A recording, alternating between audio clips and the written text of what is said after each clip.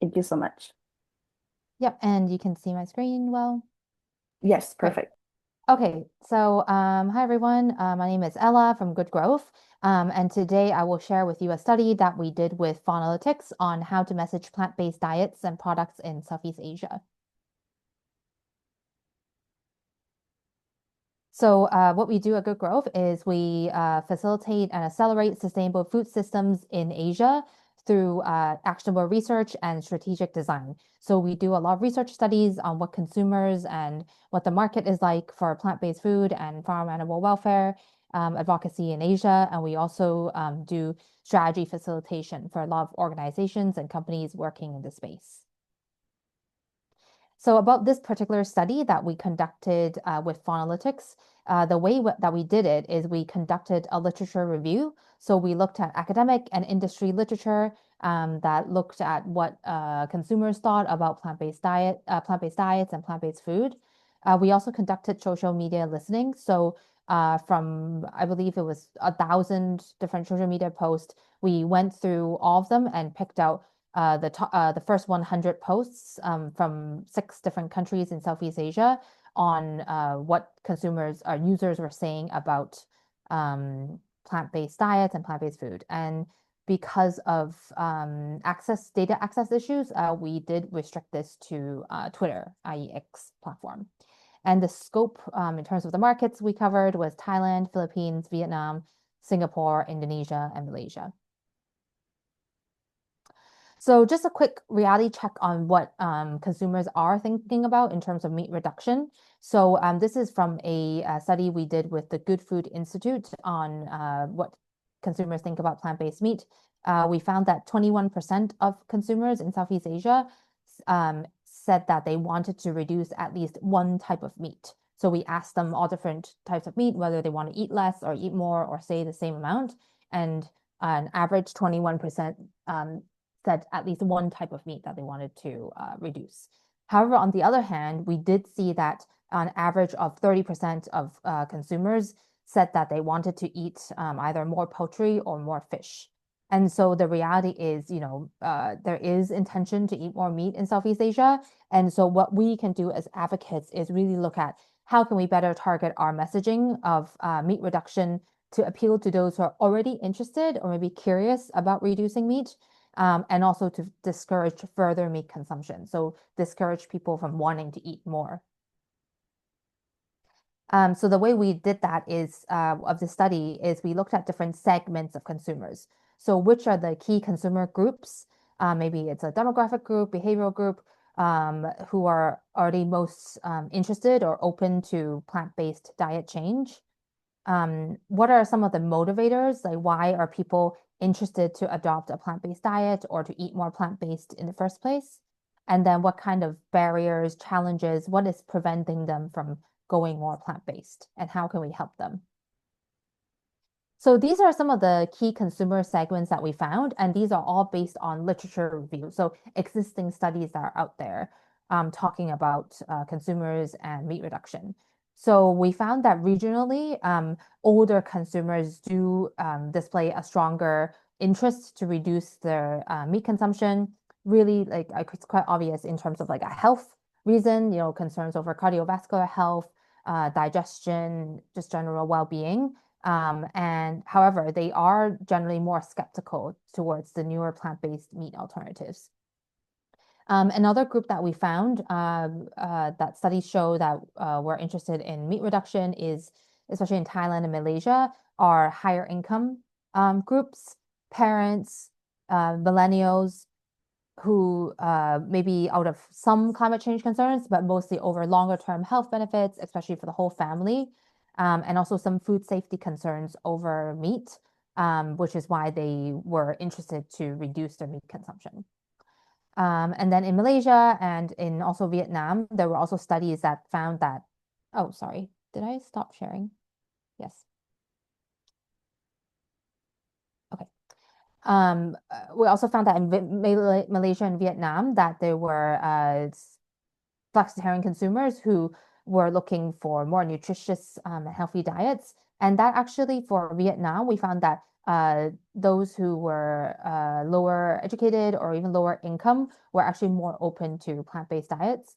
And then in Malaysia, a study found that university students were also very receptive to going more plant-based.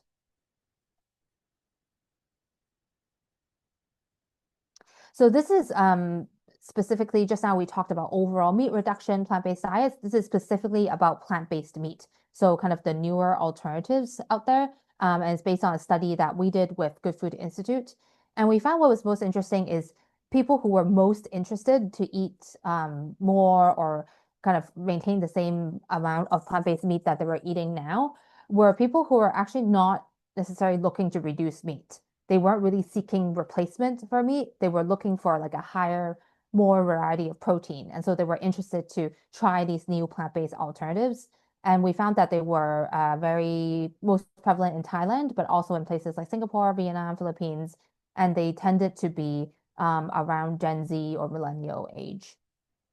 And in terms of people who haven't tried plant-based meat yet, but were curious to try more, we found that these people did tend to be reducers of red meat. So they wanted to eat less red meat, and so they were interested to try these plant-based meat alternatives as a replacement. Also very prevalent in Thailand, Vietnam, and the Philippines.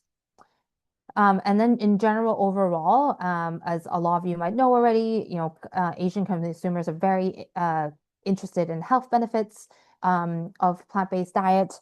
And for plant-based meat specifically, they were most interested in specific traits. So for example, they were interested that it was lower in cholesterol, lower in fat content. So really for weight loss, for digestion, better digestion. The fact that it didn't have the chemicals that they believe there might be present in some of the animal meat products.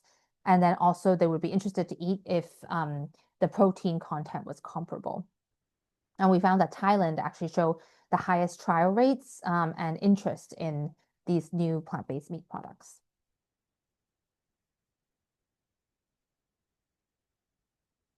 So back to our social listening part of the study.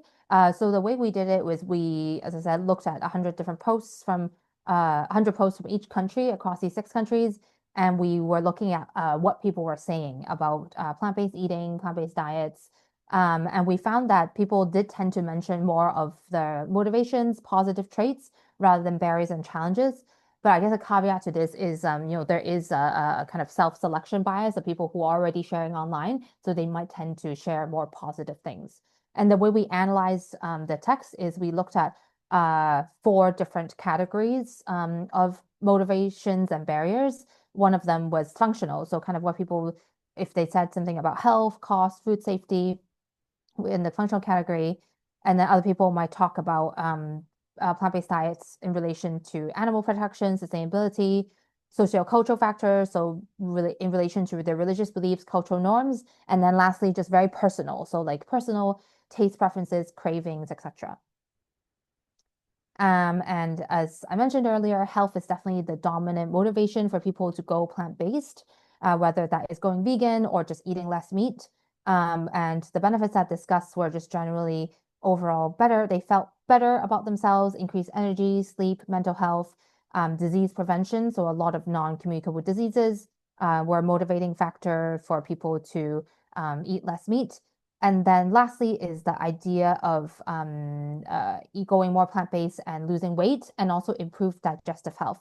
So I think digestion is a concept that we can't emphasize more in Asia because it is very important to Asian consumers. So a lot of people would, we found in other studies, some people mentioned they would particularly want to eat plant-based meat or things that they thought were easier to digest before sleep because it was important to them that they didn't feel too full before dinner, before bed, or that if they were trying to lose weight, they cared about how good their digestion is. So really kind of promoting the health benefits, the digestive benefits of a plant-based diet is very important messaging here in the region. And in terms of barriers to adoption, so why people said that they maybe stopped being vegan or maybe they just found that they couldn't give up meat.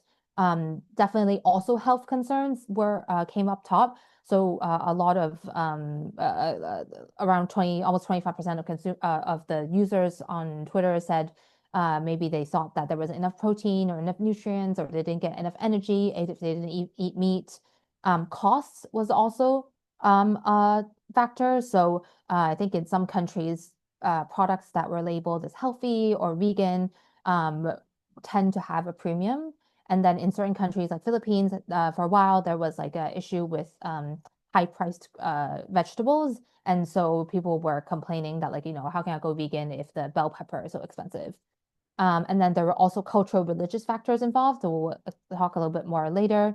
And then general negative perceptions of vegans turned people off. So some of you might know, people might make, especially online, complain about certain things that they thought maybe in terms of biases against vegans, or what people said may turn them off of like going vegan or trying plant-based diets themselves. And then lastly, there are some mentions of overprocessing of the newer meat alternatives. So in terms of country-specific barriers, I think this is quite interesting. We found that in Indonesia, there were actually more mentions about the religious barriers around going plant-based, and we'll discuss that in a later slide. In Malaysia, it was mostly about the health concerns, cost, availability. In Philippines, cost came up the most, and also food craving, specifically kind of craving meat. And then in Singapore, health as well, and Thailand. And then the negative perceptions against vegans did come up top as well. And so yeah, different countries, people had different kind of challenges that they may meet when they go plant-based, or also different kind of complaints or reasons that they might not be going plant-based. And then in terms of what we found, people discussed online about why they go plant-based. If it comes to animal protection motivations, there was discussion on animal suffering, so kind of talking about cruelty of factory farming. There was also a lot of discussion around compassion, so Hindu, Buddhist concepts around nonviolence. And then there was also discussion around animal rights and how challenging kind of other users to think about the animal rights and treating everyone equally. When it comes to environmental sustainability narratives that were discussed online, obviously the carbon emissions, climate change discussions, there's also talk about deforestation, even though maybe in Asia is not as big of an issue, it does affect, the Asian diet is, it does affect deforestation in other regions. And then also climate urgency, so kind of experiencing extreme weather events and kind of linking that with animal agriculture. And then we also found that there were some cultural and religious influences as well to diets, which is obviously a very big factor in different countries in Asia. So in Malaysia and Thailand, there were mentions about Buddhist and Hindu motivations around practicing vegetarianism, especially on specific days. So maybe in terms of celebrations or kind of spiritual purification, or even if you see the quote here, a Thai user said, if you pass the English exam, then for kind of karma, you should eat, go vegetarian, vegan for a week. On the other hand, in Indonesia, we found that online users did talk about some barriers when it comes to trying to reduce meat, especially around religious holidays, and also some mentions of texts that do support meat eating. So they found that quite challenging to kind of go against that cultural norm. And then in kind of more personal, emotional factors, definitely their taste preferences. But online, as we said, people do tend to mention the positive things more. So people who are already interested in plant-based, they would talk about how they preferred plant-based food. They talked about new recipes, restaurants, menus, etc. But then on the other hand, we also saw that there was a lot of discussions about meat cravings, so especially in the Philippines, where I'm sure our other speaker today will talk a little bit more, but like is quite a meat heavy cuisine. So a lot of users talked about just unable to resist the meat cravings. And then another study found that around almost 30% of Indonesian vegetarians who used to be vegetarian, they went back to eating meat again because they missed the taste of meat.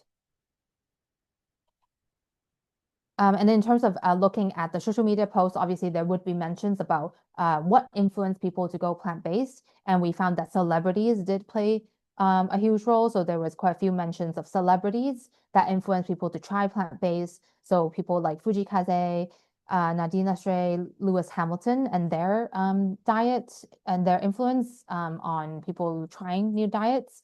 And then obviously a lot of documentaries, vegan documentaries, and even movies like Okja. People mentioned that changed their mind on certain things. And then also mentioning health authorities, so kind of like influential doctors or medical studies that talked about the health benefits of plant-based diets. So what does this mean for your work? I think we'll just kind of quickly go through some of the implications. So number one definitely is to lead your messaging with health benefits. So not just saying like, oh, it's healthier, but really kind of going in depth into different aspects of it, whether it's overall well-being, energy, protein, and digestion. All these different concepts and how plant-based diet or eating less meat is better for you, and then working with influencers, so maybe like doctors or even like celebrities who are more plant-based to kind of address these health concerns would be definitely more influential, more persuasive to Southeast Asian consumers. Another one is to work with existing traditions. So instead of challenging them, kind of encouraging people to work with that. So for example, we know that Chef Dave from Malaysia, he shares a lot of recipes, especially around Eid, because it is very meat heavy during the meals. So kind of what are the replacements? How can you feel better and healthier around these festivals? And really working with that. And then country-specific strategies. So kind of earlier we mentioned there were country-specific barriers, so kind of really addressing those in your country. So maybe in the Philippines, it is talking about, oh, actually, tofu is a great cheap alternative to meat, and this is how you can cook it so it tastes better. And then also emphasize inclusivity. So I think, obviously Southeast Asia is very culturally diverse, especially in countries like Malaysia, Singapore, so many different religions, ethnicities, really promoting plant-based meals as the inclusive option. I think it's kind of an underexplored kind of initiative here in the region, because it really caters to everyone, right, in the country. And then using engaging media, so really creating content that appeals to local audience. So the documentaries you mentioned before, they were all Western influence. So, can we produce similar content in Asia? I know advocacy organization called Vive in Vietnam. They're trying to do the same. They're doing Kickstarter campaigns, which is really great to kind of fund that type of content. And then lastly is to really use like non-judgmental messaging. So as I said earlier, sometimes like kind of negative perceptions of vegans do turn people off. And so we want to be as inclusive as possible, as non-judgmental as possible, for people to really want to at least like try out. Maybe it's try a vegan diet, try a plant-based meal for a week. They feel like even though they're not vegan all the time, they can still, be part of the community. So yeah, this is it for our presentation. You can access the full report here on the link. We have office hours, have a chat if you want to talk about some of these implications or some of the studies that we did, or you can email me with any questions. Thank you so much, Ella. That was Yeah, really thank you. insightful. Yeah, thank you so much.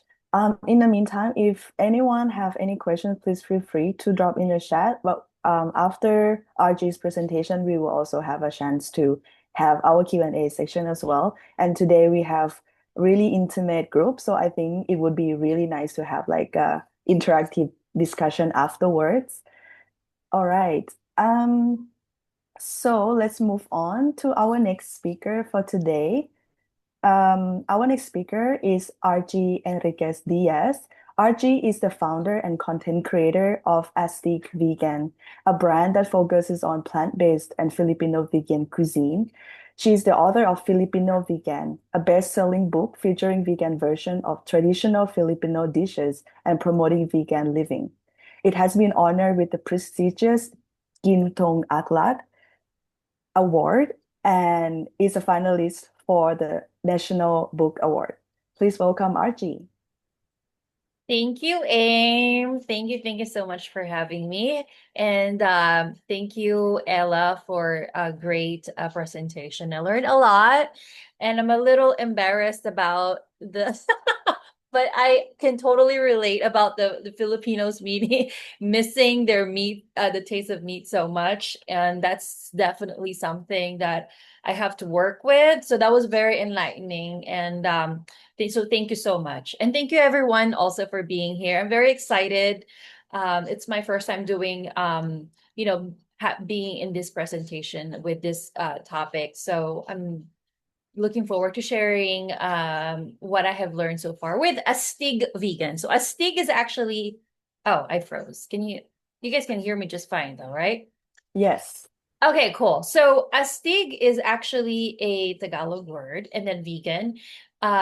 So just to show that, it's something it means like awesome or kick-ass or something like that. But just to show it sounds like it's fun, and you know what vegan means, but let's get to the presentation. If actually Aim's going to help me out with this so that I can, it's not going to be it's something that is for my fellow online content creators. For me with Astig Vegan, I have been doing this for several years now, and I'm still learning.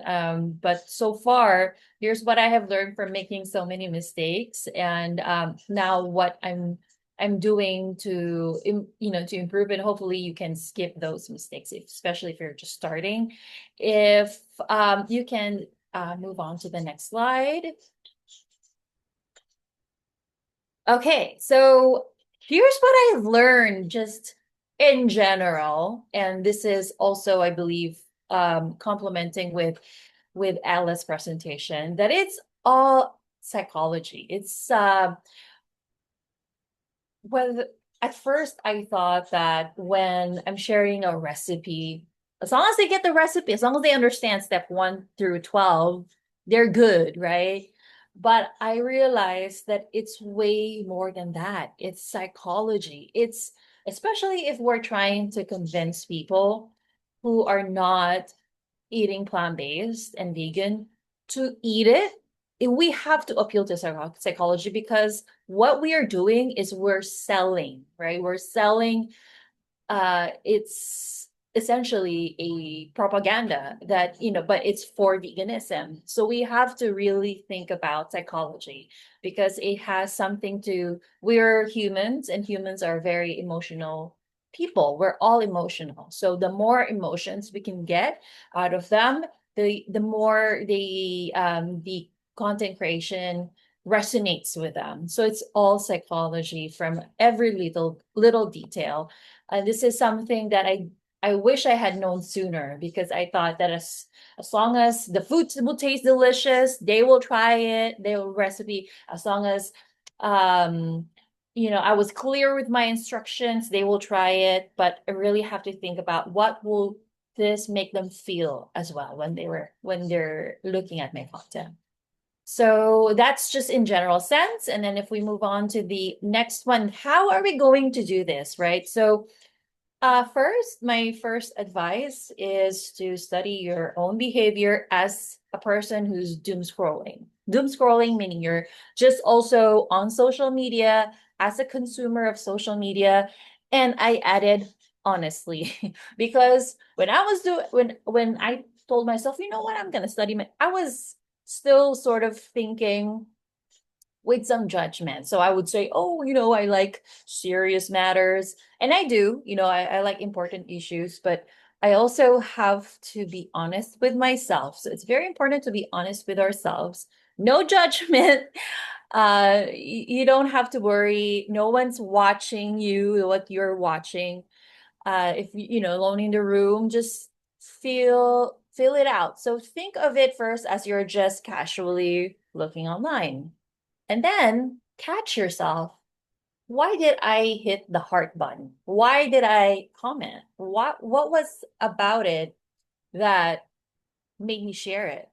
So when you honestly evaluate your own behavior, you can take notes and use that strategy when you're sharing your own content to other people, because most likely other people are doing what you're doing as well. So it ends up, for example, that aside from serious, important political issues. I also end up actually love some cat videos or something funny, something silly, even quote unquote dumb, right? So it's like, okay, what was about it that made me watch it again and again, and so like, oh, it's actually because I can relate because I have a cat, and then this cat, look, does this or whatever. So, oh, okay. So next time I'm gonna share something like that. So that I can so it's easier because I'm starting from within, like my own behavior. And then if we move on to the next slide, it's also studying what others are doing as well. So just oh, sorry, Aim, if you can move on. If we can just also read people's comments, study our own content and see which videos or which content they like better than the others. For me, I learned that what people usually look for when it comes to recipes, whether in Southeast Asia or not, is that are they easy to follow? Are they like simple ingredients, less than, a dozen ingredients, easy to find ingredients? Just like what Ella said, especially in the Philippines, is like, are they budget friendly? Like, are they expensive or not? Because, like, especially here in the Philippines, they think it's expensive if to go vegan or to eat plant-based food, but it doesn't necessarily have to be. So you share with them, no, here are ingredients, and I'm still trying to do this. Here are things that you can easily find at your palenque, or which is our regular public market, that is, that's really cheap ingredients, and they're easy to follow. So if it's complicated, they're gonna scroll, they're gonna like swipe. So easy to follow. Basically, these two, easy to follow and budget friendly, means they are useful to them. Meaning the recipes are useful. So I always have to ask myself, is this useful? Will they actually find it useful? So, and then the third one is nostalgic, and um especially in Filipino content, like what Ella was saying, when with because it's like something that they miss, like the meat, right? But it's essentially what they miss is it's nostalgic, it's the taste, but it's also like tied to an emotion of certain childhood memory, or tied to a tradition, or tied to a certain a celebration. So if it is something where you can, especially from me, I learned that people end up liking traditional recipes. So I can probably do more like traditionally Filipino vegan recipes, like buro or taho or binatog without the milk. So stuff like that, they can easily identify, because I believe we humans, our comfort zone is what we're used to. So if we're used to something, and also we humans, also just a psychology, we love to be understood. Like we want to be understood, and it's understandable to understand, that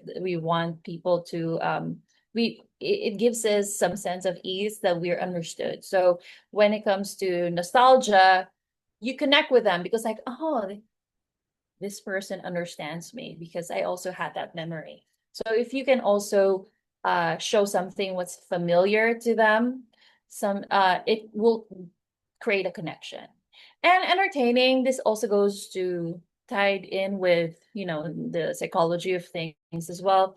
Is it funny? Is it something comedic? Usually people share with their family or friends something that's funny. Like people love doing that, especially me. Like, oh, I'm gonna send this to my sisters. It's hilarious. I'm not saying you should be a comedian, but I think it's something.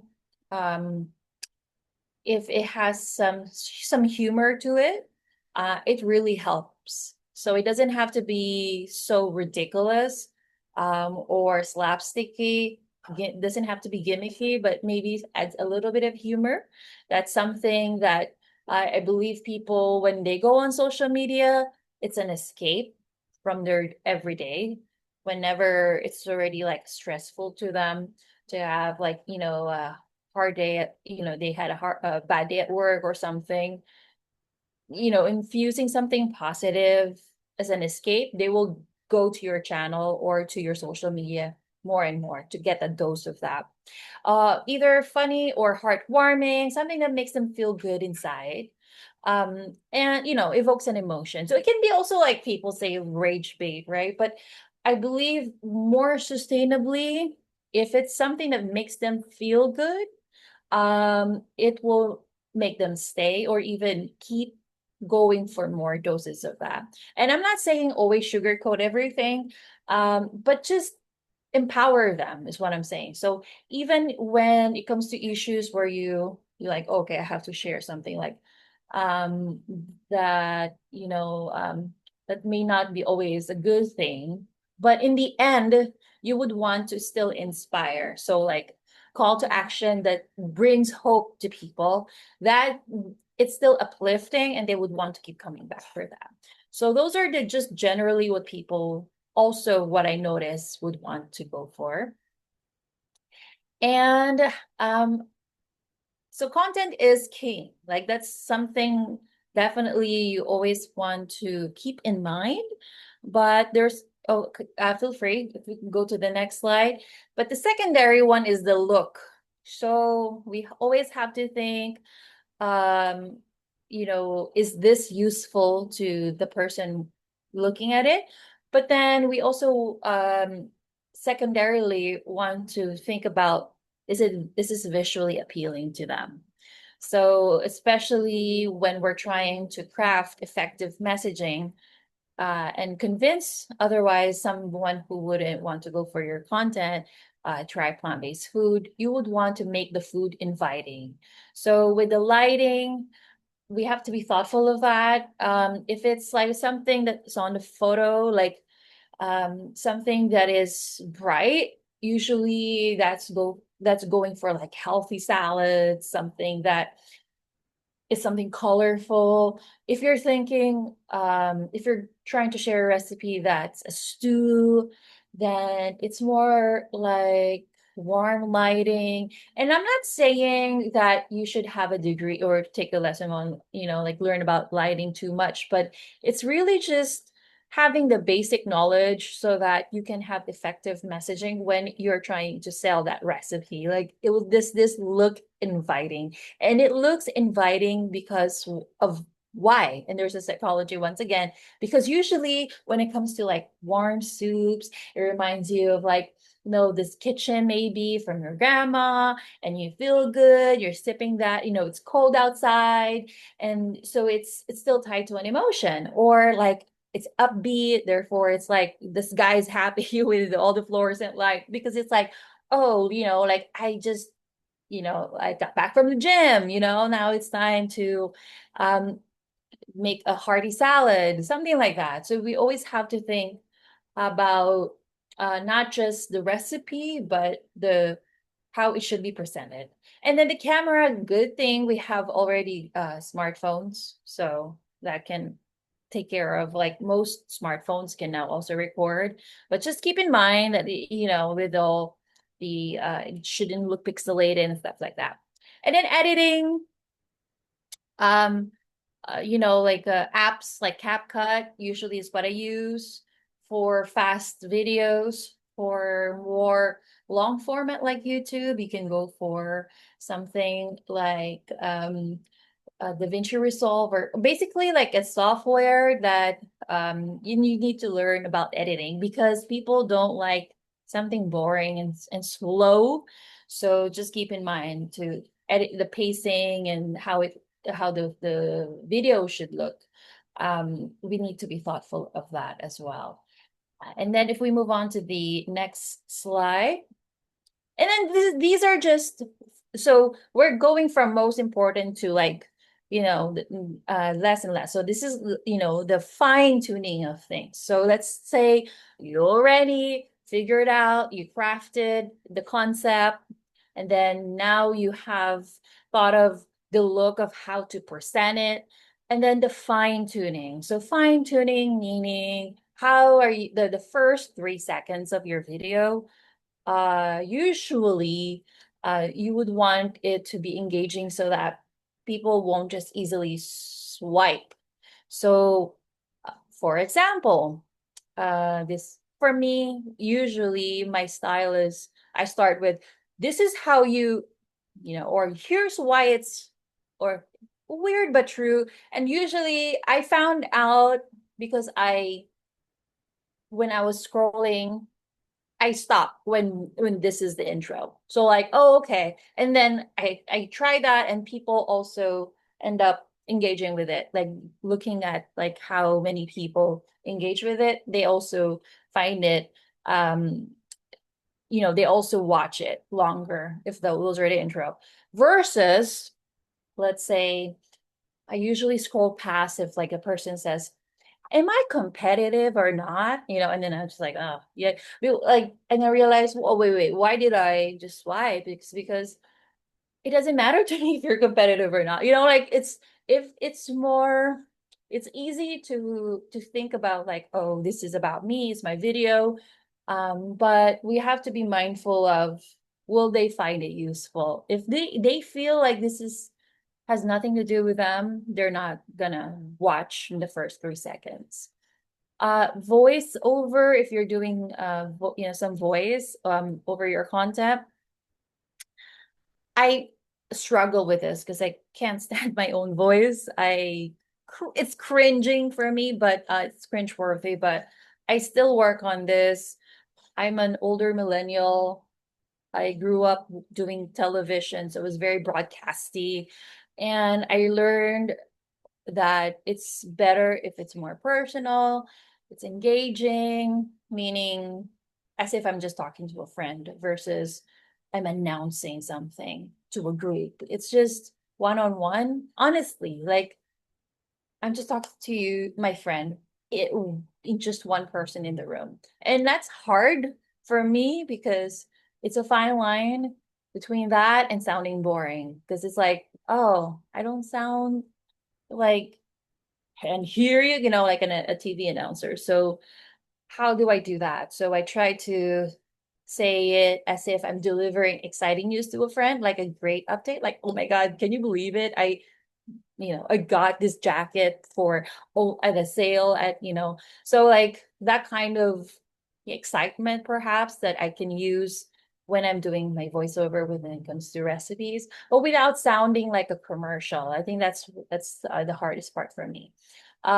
What you can do is you do what you think is the most personal for you, and then if you're not, it's not time sensitive, maybe wait 2 to 3 days and come back to it and then listen to it again. So there's less bias and figure out, actually, you know what?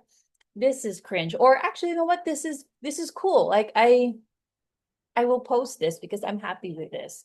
You can take multiple takes about your voiceover and see what works for you. But like I said, try not to be an announcer, be more personal. Don't lose your accent. Before I was doing that, sounding like an announcer, but now like, oh, I'm gonna even throw in some Tagalog words. So because I'm a person and that's what people on social media connect with. So yeah, learning that. And caption, these are like, there's just the text to go along with your visuals. So it doesn't have to be short. Like TikTok actually sometimes like long paragraphs, but as long as they're easy to read, meaning simple words, conversational words. Not This is not your thesis, it's not this. You want people to have a really simple, easy time reading it as if it's a page turner if it's paper, right? So it's just really simple, engaging conversational words, and even use emojis as punctuations if you like, just to change things up, just to create a break. And may we move on to the next slide? And these are just final tips or final thoughts, but some content creators would say post a lot, even twice a day, even once a day, if not twice a day. But personally, If you're just creating lots of bunch of videos or posts every day without thinking of the things that we have talked about, I mean, I don't know what are the chances of one of them going viral. Like it's more of a lottery in that when it comes to like maybe the analytics will push it more, but it really all comes down to will people find it will the videos resonate or will the content resonate? So I would say focus more on will this resonate more than oh I have to post, because I have to be frequent with my posting. And I I need to take this advice because sometimes I feel bad. I'm like, it has been 3 days. I need to post something. It's gonna be stale. But I have to think, will this video go viral? If it's more quality versus quantity in that sense. Like, will people like this? Okay, then I will post it now. So that should be more, if you have to choose, it's really more the quality versus how frequent you need to post. And lastly, if we go to the next slide, another final thought would be, and this is also a note to myself, it took me a while. Hopefully you don't think that's this way, or it wouldn't take you this long to realize, because I did. I thought, and this is just the older millennial in me, I thought social media is just self-expression, right? And the idea of thinking what people find useful or will they like this sounds like selling out. I'm gonna lose who I am. But it's perfectly fine if it's self-expression, if you don't want people to if it doesn't matter if they will like it or not. But if you're trying to advocate for something like eating more plant-based or veganism, you then it's only fair to think what would people want so that it's effective, so that your advocacy is effective. So I had to really rewire my brain to thinking that, because it was like, wait a minute, it is important to think about the other people, what would they like. And that is not just important but fair, because if it's the other way around, if people would want me to watch their video, comment, like, and share just because they want me to do so, without thinking whether I would like it or not, just because they think it's important, but I don't, but they think it's important, so I should, so I think it's just not fair that, just, and it also can lead to, I believe, even some narcissistic behavior, because you're thinking, I'm expressing myself and people should like me, so it's very, in that sense, very me, uh, versus thinking about the people, what would they like, and also believing in the power of community. And so instead of thinking, like, oh, am I always thinking about them? Well, actually, you have to, because you cannot do this alone when you're advocating for something. We have to do this as a group, as a society, and therefore you need their help. And if you need their help, you have to figure out how to get their attention. So it is important. And you don't necessarily have to lose yourself or lose your style. It can be a balance of, well, what is my style? What is my humor? And then use that to get their attention. For example, oh, I have self-deprecating humor. I'll use that when making funny TikToks, but it's promoting something vegan, so that it's funny, but it's still me. So it's just a pairing of those two. So I love to address if you have any concerns or questions, but that's pretty much what I have learned. If you want more I believe that's it. If you want more of my content, if you have questions after this, let's say you can think of any, you can always reach out to me under Astig Vegan, ASTIG Vegan. Oh, thank you.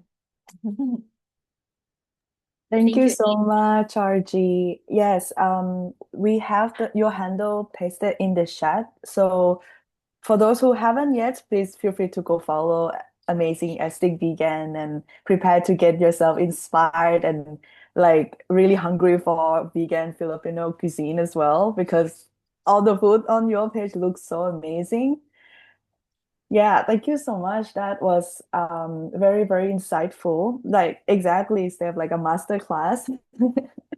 And I hope our audience today also find both presentations really insightful as well. And now we will jump right into our Q&A section. We have quite a few questions in the chat. But since we have the privilege of having such an intimate like group today, I want to open floor to everyone who participate to also ask question yourself. If you want to turn on the microphone and ask the question, please feel free to raise your hand and do so. Um, I will just, meanwhile, I will read some of the question on the chat. Let me get the latest questions from Trang. My question is, what do you think about collaborating with other influencers? Would it help you gain more popularity? I think it's more directed to RG, this question. Yeah, yeah. Oh yes, of course. Thanks for bringing that up. So that's essentially that's not just touching back to that point of we cannot do this alone. It's harnessing the power of community. So collaboration is definitely key. It's very important. Yeah.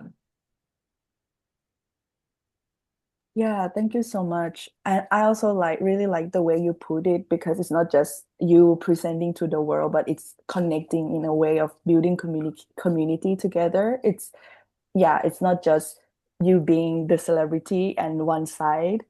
Even if I dare say, and this is gonna be hard for me personally, but I have to, is and we have to believe is that we even have to collaborate with uh as long as the food is vegan and we are vegan, but we have to collaborate even with non-vegan influencers so that we can cross over. So um let's say this chef, this food influencer, this fitness coach, they're not vegan, but they're gonna have us on, and then we're gonna feature, our vegan food, and then talk about something vegan. It's very important, and yeah. So it's one like of course it's very like it's I would rather like of support our fellow vegans, but if there's a chance where we can also cross promote and cross over so that non-vegans can see us, even better. Yeah, that makes so much sense because we're also looking to expand our community and not just keeping it within those who are already vegans. Thank you so much. The next question is from Steph. If you were to choose one social media platform, which one would it be? Oh, is it me as well? Oh, Steph. Gosh, that's hard. Steph, so I would say choose one that you like the best as a consumer of that social media. So just real quick. So I just want to give you guys, if you're not sure, YouTube is better for long format. If that's your thing, do YouTube only. If you're more of like funny or raw, less editing, more real, TikTok. It's like more of community vibes, even like TikTok. Instagram is more like inspirational, curated. Then I would say, oh, you just want to feel motivated to clean your kitchen or something. Then Instagram. So, and Facebook is more Filipino for me at least. I haven't, I haven't done any extensive, so I can only talk about my experience. You're gonna speak in Tagalog. You want to get more elderly Filipinos, then stick to only Facebook. So for me, if my personal style, I would say I like Instagram. I'm a millennial. after all. So I like to always feel inspired, but if I have to if I have to think about my audience, then I would say I have to go with Facebook, only because more Filipinos are on Facebook. Yeah. Thank you so much, RG. And I also have a follow-up question, but this time for Ella, because from what I understand, the analysis that you have done is based on Twitter, and I just wanna like ask for your advice on for those advocates who use different platforms like maybe Instagram, Facebook, YouTube. Like, how much of the findings do you think they could expect to be different or similar to other platforms for the audience in their countries? So actually the segments that we found are based on other studies. So it's based on the literature review. So those were not social media analysis. That is on like surveys, mostly surveys. I think a lot of the reports are based on surveys. So that's like a big population people in each country surveyed and what their motivations and barriers are. And I think that, just especially messaging around health is cannot like I'm pretty sure it would be consistent if you asked people why they were interested in plant-based and specifically what about it health that they cared about. Um, and then in terms of the barriers, it, I think Twitter is just one indication of what people are talking about. And as I said, what people talk about online is also not necessarily representative of the whole population. And so yeah, I guess I cannot say like that, yes, it definitely will be the same, but I think it is uh like, a representation of what people are saying when it comes to why they want to try plant-based and um what challenges they face. Thank you so much. If anyone want to ask the speakers question, please feel free to also raise your hand and turn on your microphone. In the meantime, I will move on to the next questions that we have. This one is for Ella. For regions where most people are from very religious backgrounds and not accustomed to plant-based diets, how do you suggest we tailor our messaging as carefully as we can? I'm sorry if this is a tough question, as religion is quite a complex subject to navigate.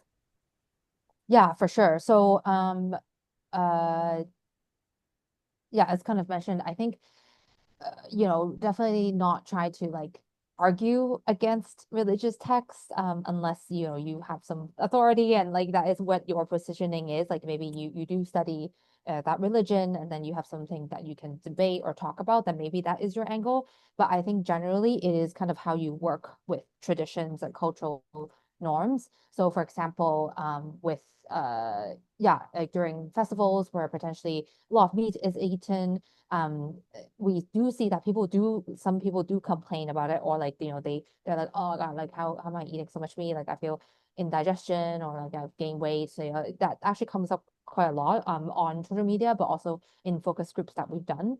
And so yeah, working around that and be like, oh, actually, have you thought about alternatives for after you break a fast or during these like certain festivals, you can still get the same or still follow the traditions and even eat the same food. So for example, what RG talks about kind of creating the same dishes, but then it will be better for your health and like well-being while you still follow the traditions. So yeah, I think definitely really working around it.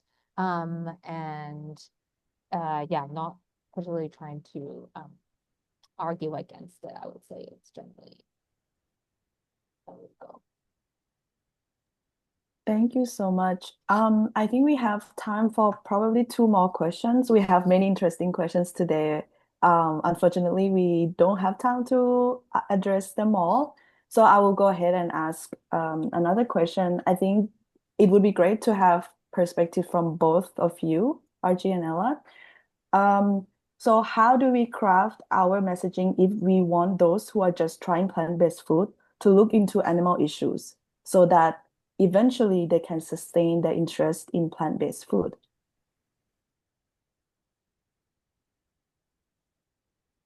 Yeah, do you want, oh, okay, I can go first. So, um, we have to think about what do they want first. So with Ella's studies for what she was talking about, what concerns them most, we can start with that first. And it's just the long game. It's not just one post, the one video, one recipe.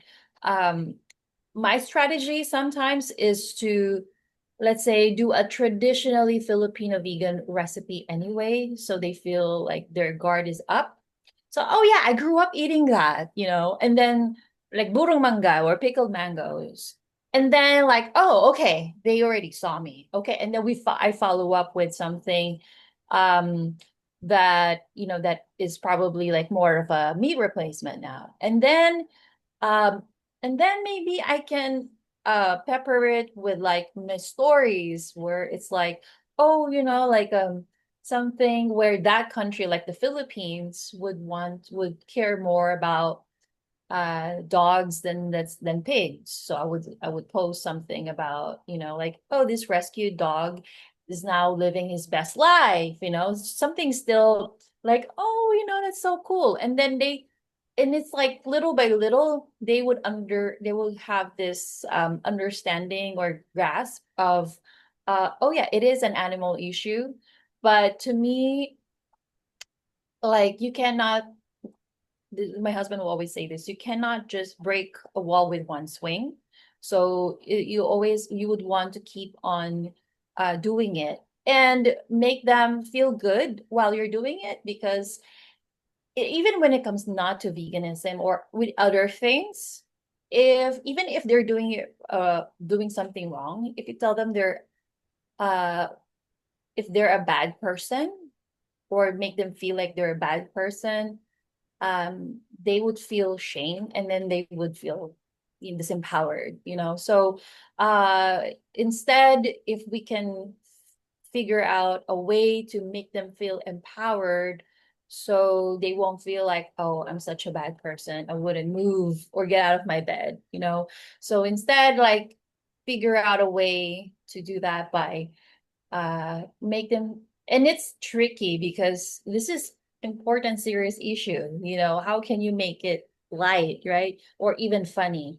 But this is something, unfortunately, social media, people look at it as an escape. So granted, there are a lot of